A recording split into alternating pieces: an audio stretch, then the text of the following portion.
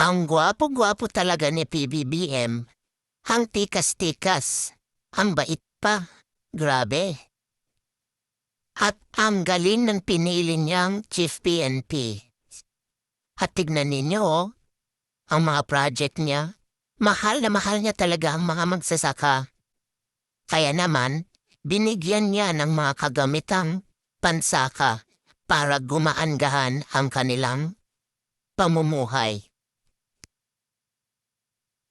Yan ang Pangulo, nagtatrabaho, hindi gala ng gala. Mahal na mahal siya ng mga tao. Siya lang ang nakagawa ng ganyan. Ang Duterte nyo, meron bang ganyan? Wala, di ba? At napaka-hands-on niya na Pangulo. Tignan nyo naman siya pa mismo ang nag-inspect ng ating paliparan, ang ating airport. Madami siyang mga kaibigan na businessman. Kaya naman, tinutulungan siya dahil pala kaibigan siya.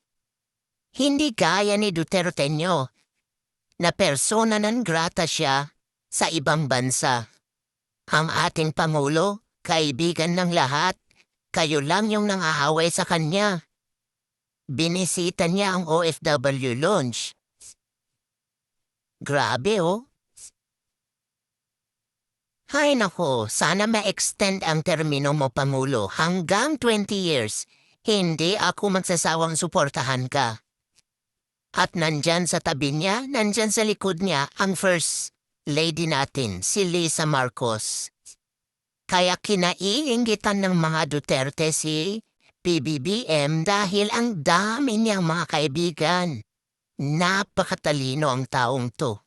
Very humble. At yan ang gustong-gusto ko sa kanya. Hindi pa dalos-dalos sa kanyang mga desisyon. Pinag-iisipan niya talaga. Kaya sinasabi ng iba, weak daw siya. Dahil hindi niya ginagamit ang kamay na bakal. Para pasunurin ang mga tao. Diktatorya yun, katulad ni Digong. Yun ang tunay na diktador, ang Digong niyo. Ang saya-saya talaga ng administrasyon na ito. Diyan naiinis ang mga Dutertards dahil hindi sila masaya.